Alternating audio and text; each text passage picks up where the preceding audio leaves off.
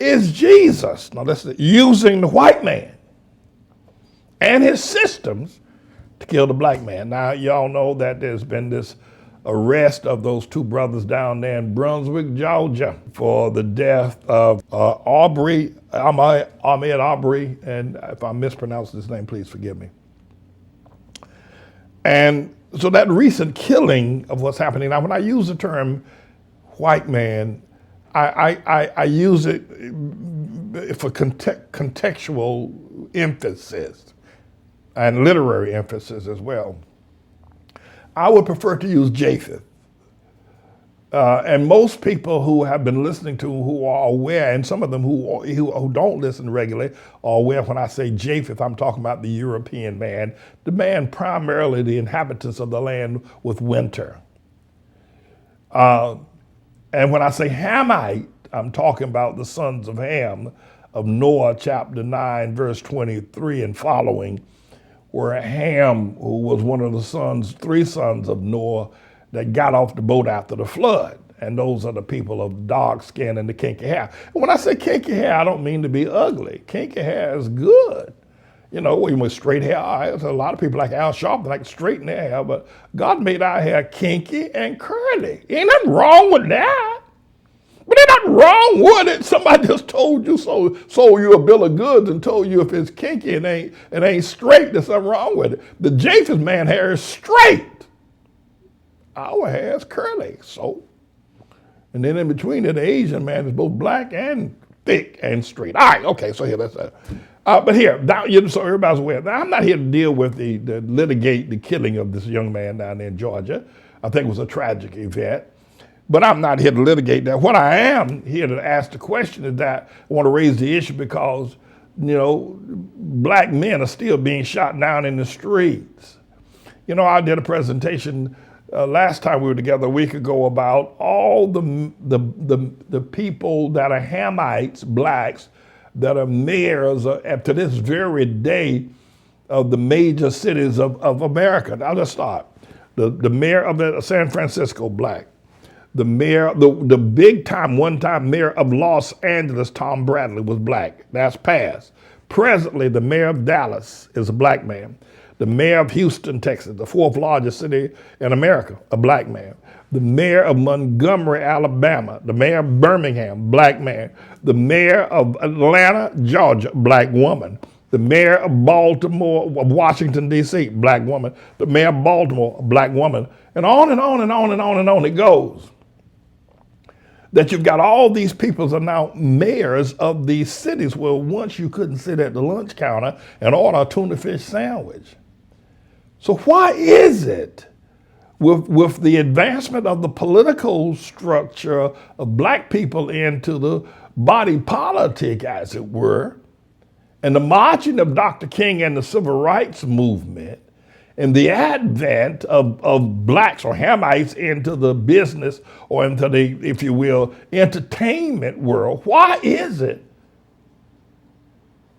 that black men are still being shot down in the street? And I'm going to tell you why if you'll listen.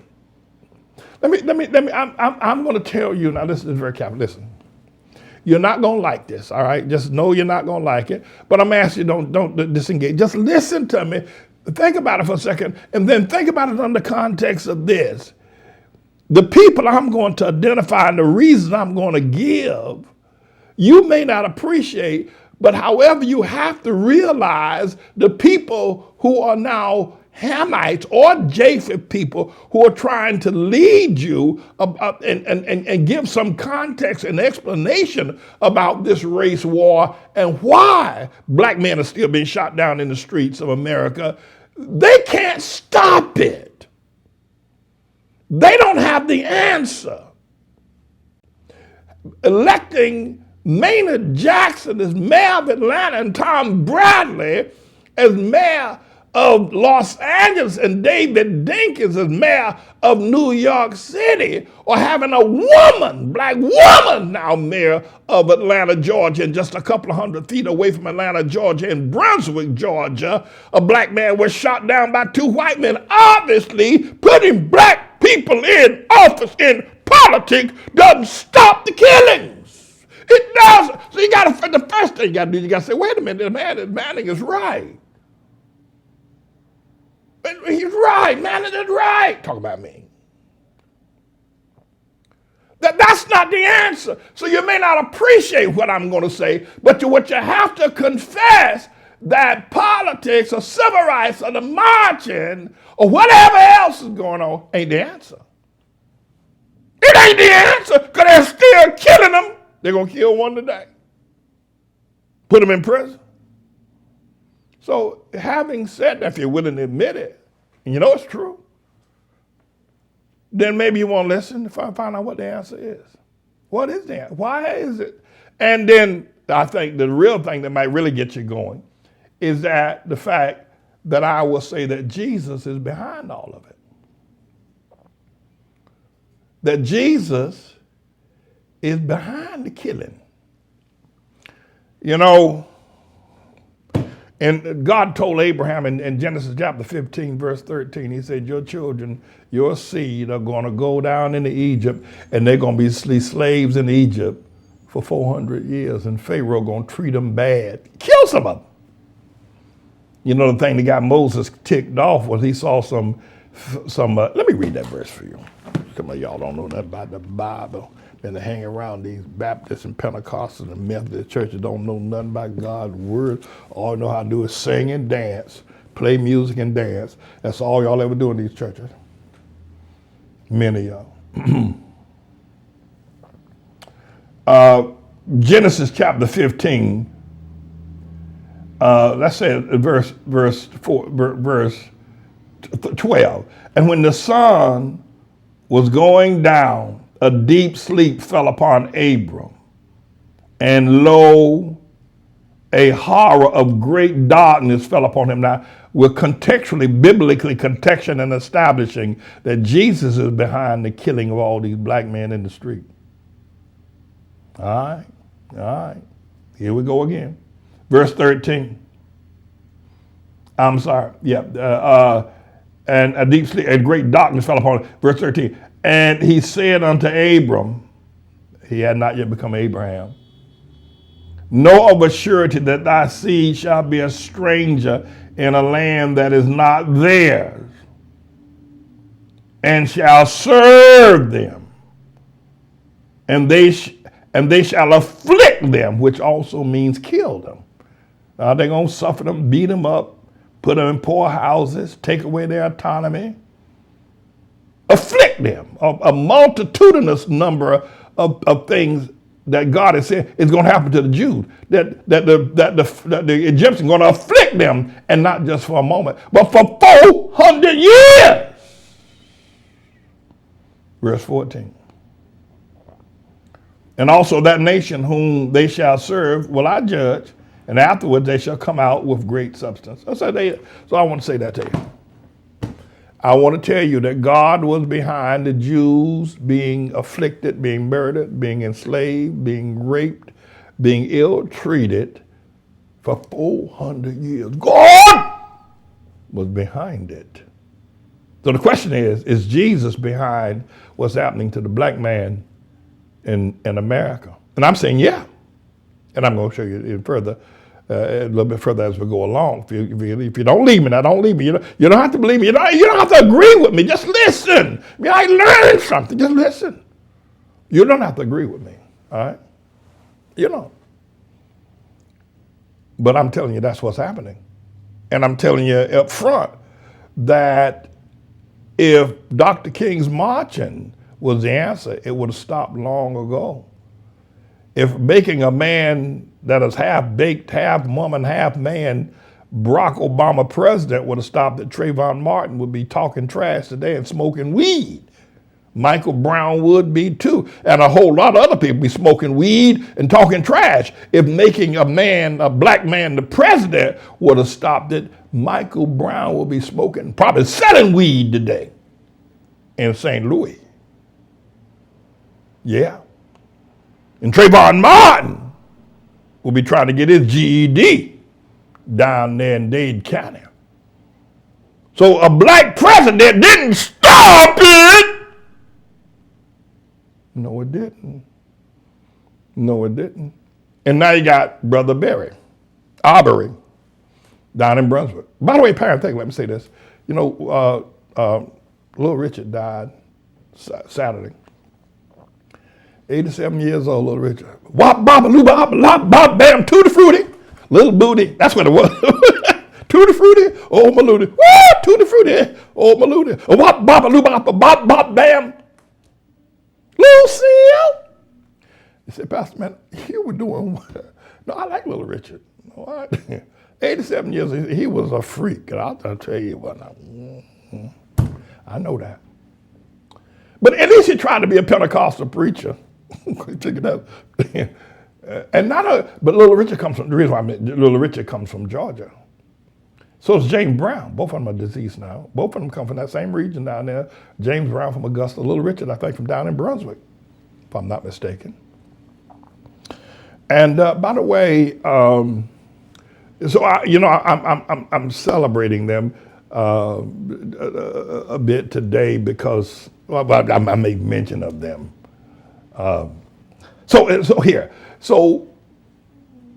the mayor of Atlanta, and this is the second or the third black mayor of the South's greatest city of Gone with the Wind fame, does not stop black men from being shot down in the street. So what is the answer? Because putting black people in the office is not the answer. You better listen to me. Now you need to listen to me. You need to listen to me.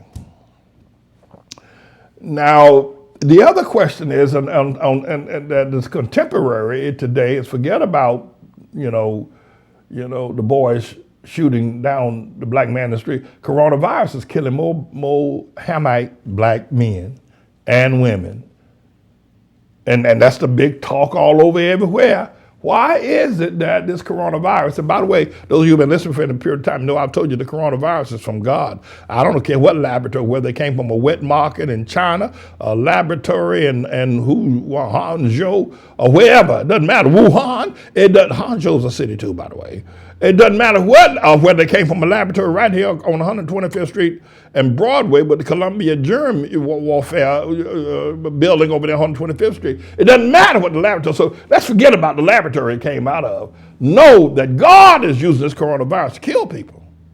Well, he said he's going to kill people with wars, rumors of wars, famines and earthquakes and pests and all that. He said he's going to do it. And why? So why is God killing black people? He's killing more. Listen, God is killing, there are more people going to die in Georgia that go to Creflo Dollar's church. Or that other boy, he died the other day himself, that was at that other church down there, died of AIDS. I forget his name now. But there are going to be more people dying in Georgia from Creflo Dollar's church than will die in Georgia of Japheth white men that don't even go to church. Why? And that's the same thing with Texas. Same thing in Houston. Same thing in Dallas. There are going to be more people dying in T.D. Jakes' Potter's House Church than they're going to be dying of more black folk than white folk, period, will die. And you can count the number. So why is God killing more church people than he killing unchurched white folk with this coronavirus? And not to be sure, there are many Japheth people that are dying. There's no doubt about that. So, but the thing I'm trying to get to with you, this is that obviously if you're willing to listen to me, I don't know if you will, and if you don't want to be one of the statistics of fatality, then you might want to hear this. You might want to hear this, that Jesus is behind them. That's right. The civil rights movement, and I said the other day when I talked to y'all last time, I told you I give Dr. King some juice. I give him credit, I think it was pretty brave what he did, facing down those, the racists of the South, the George Wallace and Bull Connors and the jails and the hypocrisy, and facing down the black Baptists of National Baptist Convention. He faced it all down. I give him credit for that, no doubt about that, for what he did. But it wasn't the answer. You say, well, Pastor Manning, black people have advanced greatly since Dr. King marched. They've advanced greatly because The Japheth man grew as a result of it. He dropped his racism to some degree, many of them, and opened up his hotels, his schools, his restaurants, and his workbenches, and the body politic to let the black man come in. But the problem is, and that's why he has advanced. You say, well, wasn't that what Dr. King was fighting for? Perchance, yeah. But what he should have been fighting for was the advancement of the black man, that he himself should grow, that he himself should become a conqueror, that he himself, that his personal, the black man's moral decadent set civil rights has become almost unspeakable. He won't take care of his children. He's not a builder. He's not a developer. He's on drugs. He kills each other. His morality, spirituality, and his preachers have become pimps, liars, slicksters, hustlers. And the bigger the churches over the last 50 years, the less morality and spirituality. When there were just a little group of little churches all over America, the black man worshiped God. He loved God. He took care of his family, shined shoes, and pumped gas. And he built Fisk University in Tuskegee and sent his children to Howard to become doctors. But now with the mega church, he's sending them to prison and being shot down in the street. And you know it's true. You know it's true. You know it's true. So he didn't grow. The white man got better. And the black man just stepped into the goodness and the graces of the white man by becoming the mayor of Atlanta. We didn't change. And the people didn't change. His ethics got worse. He learned the blame game. Blame the black man, blame the white man. You know, I told this many times before that, you say a man is holding you down, better watch out what you're saying. You know, people think I'm arrogant. I'm not. Well, I don't need a man been born that can hold me down. You don't know nobody can hold me down. I would never confess it. So when you confess, and that's what civil rights did. I think there's one other thing I think I need to point up is that, and I've discovered this. I've been on this earth. I've been black all my time on this earth. I haven't had a race change. I've been black all my life. Let me tell you something. I look at people like Al Sharpton. Just a few moments, I'm going to bring up Al Sharpton and Charlemagne the God, whatever that is. I have no idea. Obama. Let me say something to y'all. I've been black all my life. And can't none of these men hold a candle to me in terms of the understanding. And none of them. Dr. King may have been arrested, but I've been beaten and arrested. I've been falsely imprisoned. I've been falsely accused for a crime I didn't do. I spent 3 years in prison for something I did not do, right? I've worked in the cotton fields. I picked tobacco. That's right, I've jumped over snakes that would bite. I've raised in a 3-room shack.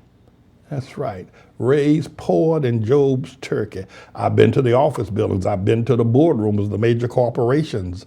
I've worked in the banks. I've been on television. I've been featured in the New York Times. I've done all of that. These men can't hold a candle to my repertoire of life events and my resume of being a black man, and I've never been anything but that, a leader. I got crazy at one point in time, but they can't hold a candle to my resume. And I'm saying that they are the reasons why.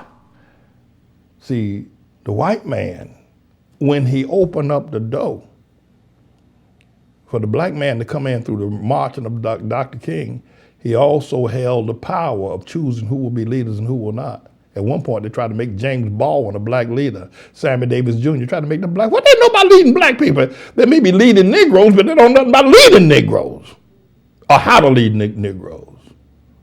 And so that's why God's he's killing the black man. This is a bit of a news blog we do looking at spiritual wickedness in high places for the most part, making some observations about it and giving people a biblical foundation to the way of interpreting rather than have Sean Hannity or Laura Ingraham or Janine Pirro or Anderson Cooper or Rachel Maddow or Don Lemon, Rush Limbaugh interpret what's going on in the world. You come to me and I'll tell you based on what the Word of God says. They'll just give you their worldly, sinful view. But the Manning Report will tell you what God has said, whether to say yea or nay, whether to go or to stay. You'll be led by the word of Almighty God. Come to the Manning Report on a daily basis to interpret the spiritual wickedness in high places, because there's plenty of it that's going on. And so I'm the Lord's servant, James David Righteous Rebel Manning, and I'm here to serve you with news and information.